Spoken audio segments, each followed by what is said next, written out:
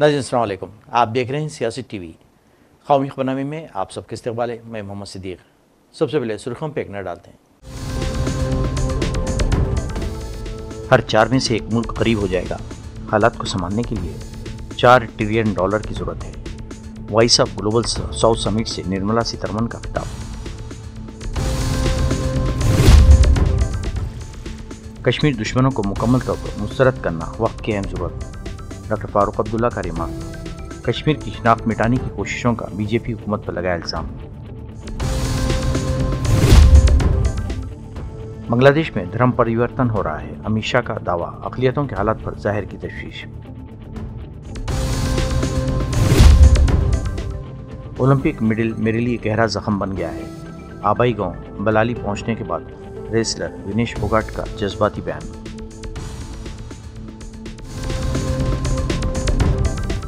नहीं थी सुर्खियाँ, अब खबरों की तफसील पेश है।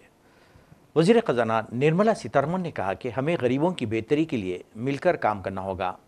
हमारा मकसद तरक्की के इस सफ़र में पसमानदा लोगों को शामिल करना है।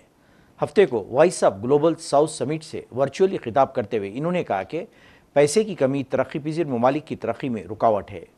वज़ीर ख़ज़ाना ने कहा कि पायदार तरक्की के अहदाफ के हसूल के लिए $4 ट्रिलियन की अश्त ज़रूरी है। वज़ीर ख़ज़ाना निर्मला सीतारमण ने कहा कि आलमी बैंक की हालिया रिपोर्ट के मुताबिक इस साल के आखिर तक हर 4 तरक्की पजीर ममालिक में से एक गरीब हो जाएगा। ये ममालिक कोविड वबाई मर्ज से पहले की सूरत-ए-हाल तक पहुँच सकते हैं। इन ममालिक में पायदार तरक्की के अहदाफ का हसूल बहुत मुश्किल काम होता है। कुछ पैमानों पर ये ममालिक आगे बढ़ने के बजाय पीछे की तरफ जा रहे हैं। अगर हमें हालात को संभालना है तो हमें $4 ट्रिलियन खर्च करने होंगे। नेशनल कॉन्फ्रेंस के सदर डॉक्टर फारूक अब्दुल्ला ने आज इतवार के रोज़ कहा कि जम्मू कश्मीर की वहदत, इनफरादियत और शिनाख्त के साथ तीनों खित्तों के अवाम की तहज़ीब व तमद्दुन और मजहबी आज़ादी को वाकई ज़िंदा रखना है तो हमें मुत्तहिद होकर इन अनासिर के ख़िलाफ़ सफ़ आरा होना चाहिए जो इस तारीख़ी रियासत का नाम व निशान मिटाने के दर पे है। इन्होंने कहा कि हमें इन अनासिर के अज़ाइम को नाकाम बनाना है, जबकि उनके मुकामी आलेकारों को भी मुकम्मल तौर पर मुस्तरद करना वक्त की अहम ज़रूरत है। और कहा कि नई दिल्ली ने गुज़िश्ता 5 बरसों से जम्मू कश्मीर के अवाम को जो जुल्म व सितम और मुश्किलात के पहाड़ ढाए हैं वो एक दर्द भरी दास्तान है। ये लोग हमें और हमारी तारीख़ी रियासत के वजूद, मजहबी आहंगी, भाईचारा और आबादियाती तनासुब को तहस नहस करने पर तुले हुए हैं। इन्होंने कहा कि मौजूदा मरकज़ी हुकूमत एक ही निशान और एक रंग के मौक़ूफ़ पर डटे हुए है, लेकिन हिंदुस्तान एक बाग़ है जिसमें हर किस्म के फूल यानी मुख्तलिफ तबक़ों और मज़हबों के लोगों को अपनी ज़िंदगी मनमर्जी से बसर करने की आज़ादी हासिल है। अहमदाबाद में CAA सर्टिफिकेट की तकसीम के लिए मुनक़िदा तकरीब से खिताब करते हुए मरकज़ी वज़ीर दाखिला अमित शाह ने इल्ज़ाम लगाया कि बांग्लादेश में हिंदुओं का ज़बरदस्ती धर्म परिवर्तन करवाया जा रहा है। उनका कहना था कि बांग्लादेश में हिंदू अक़लियत का जीना हराम कर दिया गया है और इस बात पर हिंदुस्तान को तशवीश है। मैं आज इस मंच से स्पष्टता से कहना चाहता हूं, मैं काफी समय चुप रहा हूं। ये कानून पारित हुआ था 19 में कानून पारित होने के बाद भी सबको भड़काया गया कि इससे मुसलमानों को अन्याय होगा, मुसलमानों की नागरिकता चली जाएगी। मैं आज फिर से स्पष्ट करना चाहता हूं मेरे मुस्लिम भाइयों बहनों के लिए, ये कानून में किसी की नागरिकता लेने की कोई प्रोविजन नहीं है। ये कानून नागरिकता देने का कानून है। अभी हमने दी, इनके चेहरे देखिए। हमारे ही देश के लोग हमारे ही देश में निराश्रित बनकर रह गए। इससे बड़ा दुर्भाग्य और विडंबना क्या हो सकती है। इतने सालों तक ये तुष्टीकरण की नीति के कारण ये नहीं हो पाया था। नरेंद्र मोदी जी ने 19 में कानून लाने का फैसला दिया और मुझे संसद में वो कानून को पारित करने के लिए रखने का सौभाग्य। 19 में कानून पारित होते हुए भी आज 188 परिवार यहाँ खुशहाल खड़े हैं। क्यों नहीं मिला भाई 19 से 24 आपको? देश में दंगे कराए, अल्पसंख्यकों को भड़काया गया। और मैं आज स्पष्टता के साथ कहना चाहता हूं, ये अफवाहें फैलाई गई थी CAA की कानून से किसी की नागरिकता नहीं जाती, हिंदू, बौद्ध, सिख, जैन जो शरणार्थी मेरे भाई बहन आए हैं, उनको नागरिकता और सम्मान देने का कार्यक्रम है, अधिकार। और आज भी कुछ राज्य सरकारें हैं जो लोगों को गुमराह कर रही। मैं आज मंच से देश भर के शरणार्थी भाइयों को कहता हूं कि आप बेझिझक एप्लीकेशन करिए, नागरिकता प्राप्त करिए, आराम से करिए। इससे पास्ट में अगर आपकी नौकरी है तो वो चालू रहेगी, आपका मकान है वो आपके नाम पर ही रहेगा, आपके सारे काम जो है वो रिट्रोस्पेक्टिव इफेक्ट से सुधारने। इसमें कोई क्रिमिनल केस का प्रोविजन नहीं, सबको पार्डन दिया गया है। और पार्डन इसलिए लिया है कि सरकार के कारण ये देरी हुई, आपके कारण नहीं हुई। मैंने अभी बहन को पूछा कब आई आप, तो 95 में आई। 95 से अब तक किसने देरी की? वो तो तुरंत चाहती थी मैं भारत की नागरिक बनूं, मगर किसने नहीं बनने दिया? सरकार ने कहा। इसीलिए सिटीजनशिप अमेंडमेंट एक्ट लाना पड़ा। और आज मुझे बड़ा दिल में बहुत संतोष है कि मेरे ही राज्य में आज 188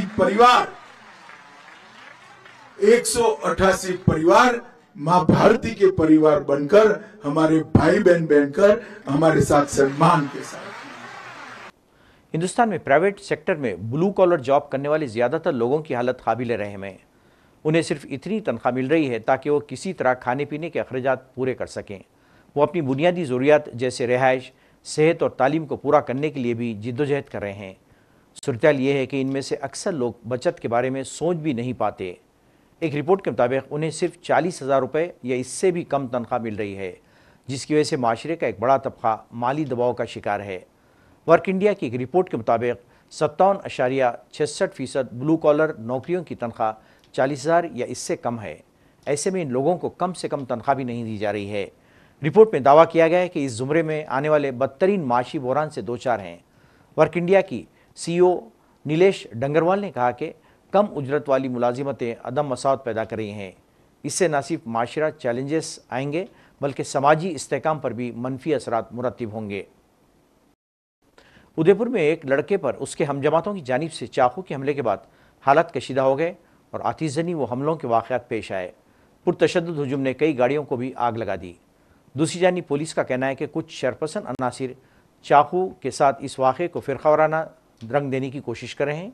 पुलिस का कहना है कि क्लास के बच्चों में आपस में झगड़े के बाद एक दूसरे को चाकू से मार लिया गया था। पुलिस के मुताबिक ज़ख्मी बच्चे की हालत अब मुस्तहकम है। तब बच्चे के वालिदैन का इल्ज़ाम है कि पुलिस उन्हें अपने ज़ख्मी बच्चे से मिलने नहीं दे रही है। इस दौरान इंतज़ामिया ने चाकू से हमला करने वाले बच्चे के मकान को मुनहदम कर दिया, जिसके बाद हालात कशीदा बताए जाते हैं। हालात को देखते हुए दफ़ा 144 नाफिज कर दी गई है और इंटरनेट सर्विस बंद कर दी गई है। हॉस्पिटल में बच्चा एडमिट है, उनके परिजनों के बीच में और कुछ लोगों के बीच में ये कन्फ्यूजन्स थे कि साहब हमें बच्चे की स्थिति के बारे में अपडेट नहीं मिल रहा है। उन्हें इस बारे में जो भी मेडिकल प्रशासन है उनसे जानकारी लेकर के उन्हें अवगत कराया गया है। बच्चा स्टेबल है और लगातार उसका इलाज चल रहा है और उन्हें जो भी कन्फ्यूज़न है इस संदर्भ में उनको अवगत कराया गया है कि सीनियर अधिकारियों के और मेडिकल प्रशासन के नंबर उनके मौजूद लोगों को और उनके परिजनों को उपलब्ध कराए गए हैं कि किसी भी प्रकार का कोई कन्फ्यूज़न हो या किसी भी तरह की उनको वस्तुस्थिति जाननी हो तो वो संबंधित व्यक्ति से संपर्क कर सकते हैं। इसी बात कन्फ्यूजन्स को लेकर के ये लोग कुछ लोग यहाँ पर उत्सुकता वर्ष मुखर्जी चौक में एकत्र हुए थे। समझाइश करके उनको अभी हॉस्पिटल भेजा गया है, भेज करके और उनकी मेडिकल प्रशासन से वार्ता करा दी जाएगी और वार्ता करा करके और उनको संतुष्ट किया जाएगा। बार बार सर एक ही अफवाह फैल रही है। देखिए ये मिसक्रिएंट्स हैं, सब तरह के लोग मिसक्रिएंट्स हैं। रेगुलर बेस पे प्रशासन की तरफ से, मेडिकल प्रशासन की तरफ से मेडिकल अपडेट्स जारी किए जा रहे हैं। सभी अधिकारी, सभी मेडिकल प्रशासन के लोग सब और क्षेत्र के जो भी जिम्मेदार लोग हैं, जनप्रतिनिधि हैं, लगातार बच्चे की स्थिति के बारे में अपडेट ले रहे हैं और जनता को भी अपडेट कर रहे हैं। तो ऐसा कन्फ्यूजन किसी को रखने की जरूरत नहीं है और फिर भी कहीं कन्फ्यूजन है तो हमने हमारे नंबर उपलब्ध कराए कि हमारे नंबर से वो वस्तुस्थिति जान सकते हैं। किसी भी, मैं पुनः वापस कह रहा हूँ कि कोई भी अफवाह के ऊपर कभी कतई ध्यान ना दें। अगर किसी भी तरह का कोई अपडेट होगा तो निश्चित रूप से जो मेडिकल प्रशासन है या जो जिम्मेदार प्रशासन के लोग हैं वही जानकारी देंगे, वही लोग अधिकृत हैं। सर हॉस्पिटल में गफलत कैसे हुई, किसने किया, वो आइडेंटिफाई कोई ना तो किसी ने ये बात बताई कि साहब उन्हें किसने इस बारे में कोई अपडेट दिया, ऐसी कोई ऑफिशियल या मतलब कोई नामजद कोई आदमी नहीं है किसने इस तरह की बात बताई, किसी ने भी कोई नाम नहीं बताया। पेरेंट्स सर एक आरोप है कि मिलने दिया नहीं जा रहा। नहीं, ऐसा नहीं है। रेगुलर बेस पे वो वहाँ मिल सकते हैं और इस संदर्भ में इसीलिए तो मैं कह रहा हूँ आपको कि कोई भी कंफ्यूजन है, किसी भी तरह का कंफ्यूजन है, उस कंफ्यूजन को दूर करने के लिए उनको उपलब्ध करा दिए गए नंबर उनके जनप्रतिनिधि हैं, प्रशासन के लोग हैं, उसके अलावा मेडिकल प्रशासन के लोग हैं, चाहे जिससे जब चाहे बात कर सकते हैं। मेगा चिनार बुक फेस्टिवल कश्मीर में हजारों पढ़ने वालों को अपनी तरफ मुतवज्जे किया है। 17 अगस्त से 25 अगस्त तक 9 रोज़ मेला शेर कश्मीर इंटरनेशनल कॉन्फ्रेंस सेंटर के अगबी लॉन में मुनक़िद हो रहा है। National book trust of India ज़िला इंतज़ामिया के ताउन से इस मेले को मुनक़िद किया जा रहा है। डल झील के किनारे किताबों की एक वसी रेंज क़ारीन की मुंतज़िर है। इस किताब मेले का मकसद टेक्नोलॉजी के इस डिजिटल दौर में नौजवानों को दोबारा किताबों की तरफ राग़िब करना है। फेस्टिवल को नौजवानों और असातिज़ा से लेकर ख़वातीन तक तमाम तबक़ों की तरफ से ज़बरदस्त पज़ीराई मिल रही है। याद रहे कि जम्मू कश्मीर में सूफ़ियों, औलिया इकराम और मुतअद्दिद अफ़सानवी अदीबों, मुसन्निफ़ीन, नक़्क़ादों, माहिरीन तालीम और शायरों की वादी रही है। जैसा कि आप जानते हैं कि नेशनल बुक ट्रस्ट पूरे देश में पुस्तक और पुस्तक संस्कृति यानी कि रीडिंग कल्चर को प्रमोट करने के लिए पिछले लगभग 67 सालों से काम कर रही है। हमारा प्रयास है कि श्रीनगर में डल लेक के किनारे इस भूमि पर जो ऋषि मुनियों की, लेखकों की, कवियों की भूमि रही है, हम अपनी युवा पीढ़ी को किताबों से रूबरू कराएं। किताबें एक ऐसा जरिया है जो आपकी सोच को, आपके ख्यालों को, आपकी ज़िंदगी की हसरतों को एक बड़ा विस्तार देती है। कहीं ना कहीं बच्चों को यहाँ केवल किताबें ही नहीं, कला, साहित्य और संस्कृति का भी एक संगम अगले 9 दिनों में देखने को मिलेगा। वो अपनी जो भारत की विविधताएं हैं, केवल कश्मीर की नहीं, भारत की विविधताओं को भी यहाँ देख पाएंगे।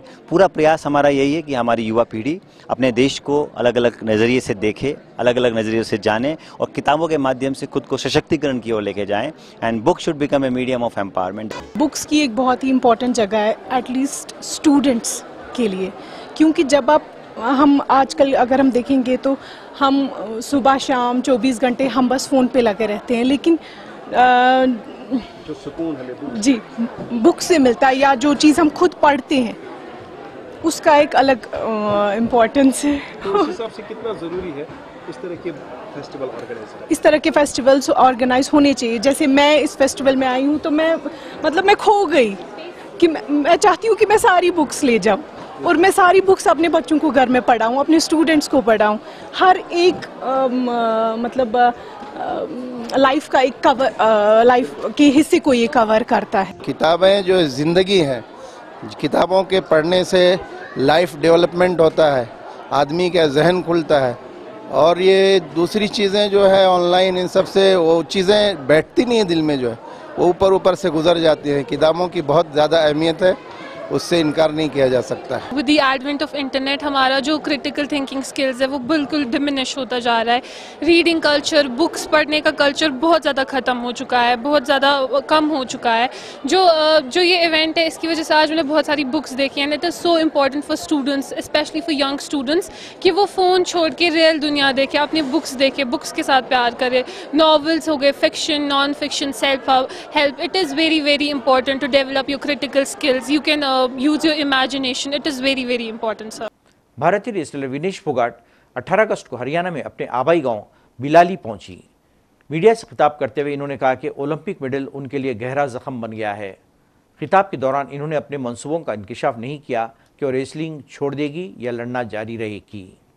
बहुत गहरा काम है ये ओलंपिक मेडल का।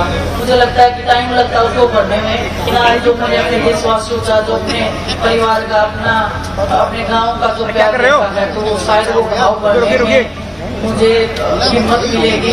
जिस रेसलिंग को मैं छोड़ना चाहती हूँ, मुझे नहीं पता भी, मैं कुछ बोल नहीं सकती कि मैं छोड़ दिया है, मैं करूँगी। इधर से मुझे जो हिम्मत मिली है, मैं चाहती हूँ कि उसको मैं एक सही दिशा में, सही जगह पे मैं उसको। जिंदगी की लड़ाई बहुत लंबी है, हमारी लड़ाई अभी खत्म नहीं हुई है। उसमें मैं कहना चाहती हूँ कि बहुत गहरा काम है ये ओलंपिक मेडल का। पता नहीं, मतलब मुझे लगता है कि टाइम लगता है उसको पढ़ने में, लेकिन आज जो मैंने अपने देशवासियों का, जो अपने परिवार का, अपने गांव का जो प्यार देखा है, तो वो शायद वो भाव बढ़ने में मुझे हिम्मत मिलेगी। और शायद जिस रेसलिंग को मैं छोड़ना चाहती हूँ, मैं तुझे नहीं बता रही, मैं कुछ बोल नहीं सकती कि मैं छोड़ दिया है, मैं करूँगी जो भी है, लेकिन बस मैं इधर से मुझे जो हिम्मत मिली है, मैं चाहती हूँ कि उसको मैं एक सही दिशा में, सही जगह पे मैं उसको। आगे के लिए क्या भूमिका देखती है अपनी विनेश आप? जिंदगी की लड़ाई बहुत लंबी है, हमारी लड़ाई अभी खत्म नहीं हुई है। एक छोटा सा हिस्सा मैं अभी पार करके आई हूँ, और वो भी मुझे लगता है अधूरा रह गया था, लेकिन एक बहुत लंबी लड़ाई आपको पता है कि हम 1.5 साल से लड़ रहे हैं, वो लड़ाई कंटिन्यू जारी रहेगी, और उम्मीद करते हैं परमात्मा से सच्चाई की। नई दिल्ली के इलाके आश्रम में एक इंदोनाक हादसे में 34 साला साइकिल सवार राजेश हलाक हो गया। कहा जाता है कि एक तेज़ रफ्तार मर्सिडीज कार ने साइकिल सवार को टक्कर मारने के बाद कई मीटर के फासले तक उसे घसीट कर ले गई और फरार हो गई। बाद में कार ड्राइवर को हिरासत में ले लिया गया है। नाज़रीन, आखिर में सुर्खियों पे एक और नजर। हर 4 में से एक मुल्क गरीब हो जाएगा। हालात को संभालने के लिए $4 ट्रिलियन की जरूरत है। Voice of global south summit से निर्मला सीतारमण का खिताब। कश्मीर दुश्मनों को मुकम्मल तौर पर मुस्तरद करना वक्त की अहम जरूरत। डॉक्टर फारूक अब्दुल्ला का रिमार्क। कश्मीर की शिनाख्त मिटाने की कोशिशों का बीजेपी हुकूमत पर लगाया इल्जाम। बांग्लादेश में धर्म परिवर्तन हो रहा है, अमित शाह का दावा। अक़लियतों के हालात पर ज़ाहिर की तशवीश। ओलंपिक मेडल मेरे लिए गहरा जख्म बन गया है। आबाई गांव बलाली पहुंचने के बाद रेसलर विनेश फोगाट का जज्बाती बयान।